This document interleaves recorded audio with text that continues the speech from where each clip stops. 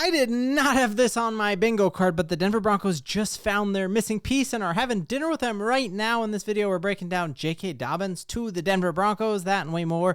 Also got a new tight end. Got so much to break down. This wasn't the video I originally had planned, but boy, oh boy, we get news and we go with it. So according to all reports, JK Dobbins is in Denver. We know Sean Payton is the absolute closer. This is the exact same thing that happened as we had Evan Ingram in Denver for dinner. Sean Payton pitches his vision and a player decides like, hey, do you want to be a part of that or not? So JK Dobbins, former Baltimore Raven and former Charger just most recently. Obviously, the Harbaugh boys loved him, played for Ohio State, and just a game-changing running back when he's healthy, and that is a huge, huge asterisk and star and like question mark, and we're going to break that down here. But you take a look at last season, even though he got hurt, he ended up having over 1,000 yards from scrimmage, which is just absolutely dwarfs what we had last year, as there were times last year that Bo Nix was the leading rusher on this team. So we need to upgrade the running back position. But in my mind, I feel like we did that with Harvey. I feel like we're doing that with Audric Estime. So I'm going to evaluate my thoughts kind of here at the end. But let's talk a little bit more about JK. You're hearing basically that he did indeed sprain his MCL, but he came back and had a decent showing in that game against the Houston Texans. Because of how far behind they fell in that game, they ended up throwing the ball a lot, and so he didn't really get cooking. But when he was out, that offense was sputtering to say the least, and I think that is why the Chargers went out and not only signed Najee Harris, but also went out and drafted, obviously, Omarion Hampton. But you're hearing Mike Kliss say he thinks it's a great idea because the Broncos need a veteran presence in that room. I totally agree with that. We know one of the sneaky things about Javonte was that like he was a very good pass blocker, and you felt like he was going to keep Bo Nix protected, and we haven't seen RJ Harvey do that, and we didn't see Audric Estime have to do that last year, and Jaleel isn't really built for it, right? And so I like the move in that way. When you just take a look at him from like a highlight production all the way back to college, like again, Ohio State running back, he fits the mold and was just an absolute game changer. He had speed, he could bull dudes over, and was just like wiling out here. And so you look at, he had the pedigree.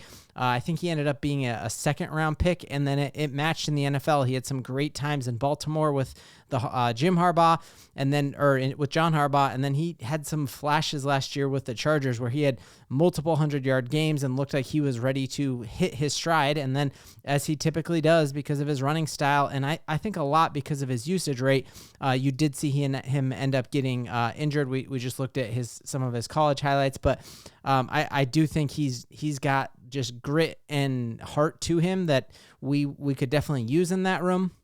I think my reason as to why I wouldn't be super hyped about it would just be the fact that we heard Sean Payton come out and admit the fact that part of the reason Audric Estime didn't get cooking last year was because he didn't get the carries. And so we had to give him an incomplete when we evaluated his talent on the end of the year because Sean Payton was feeding too many dudes at once, right? And we broke down the running back room. I feel like we still have high hopes for Blake Watson. Tyler Bidet should be healthy at the start of the season.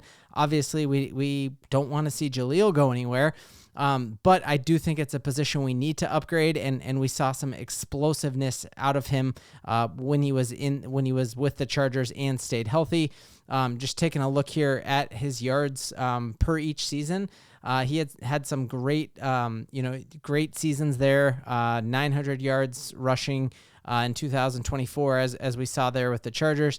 And then you're seeing injuries kind of hamper his total production there with Baltimore both of those years, hitting 800 yards rushing and 500 yards this other year because he only played 8 games. Looking here at kind of his scores on PFF, he is a higher rated running back historically. He had an 83 PFF score in 2019, a 77 in 2018, and an 82 in 2017. So a very talented running back again when he's healthy, but the question mark is, can he stay healthy? I think with Sean Payton and our three-headed monster, he's not going to take the bulk of the carries like he did with the Chargers. And so you could see a world where he stays healthier for the Broncos than he did other places. You see bringing in the veteran could be a great thing for leadership in that room, but I just think we have a young and hungry team, and I don't want to take snaps away from any of our developing guys. So on paper, it seems really exciting. It'd be really fun to play with him on Madden, but I'm not sure if I'm like over the moon excited. Looking at his past 5 games, he didn't play as hot coming back from that injury as he did before the injury. It looks like he didn't have a single game over 100 yards rushing his last 5 games. That's kind of problematic. So let me know in the comments, like, if the Broncos do end up making this move, how hyped are you going to be? I think coming, before the selection of RJ Harvey, if you told me we were going to leave free agency with Hufanga, Evan Ingram, and Dre Greenlaw, and JK Dobbins, I would have lost my mind. He was one of the players that I had highlighted and underlined on every free agent draft board as I was picturing who I wanted the Broncos to get in free agency. But at this point, it feels like the team's already made, which I know is ridiculous because we're still even in OTAs. We haven't even gotten to training camp, but that's already a really crowded room, and it's just going to get more crowded with him. But let me know in the comments what you think. Cannot wait to see if that happens. My guess is if he's in Denver and he's planning on being there again tomorrow with OTAs, it's a done deal. He is going to sign with the Broncos, but we'll definitely monitor that. The other big news is that the Denver Broncos also went out and got another tight end.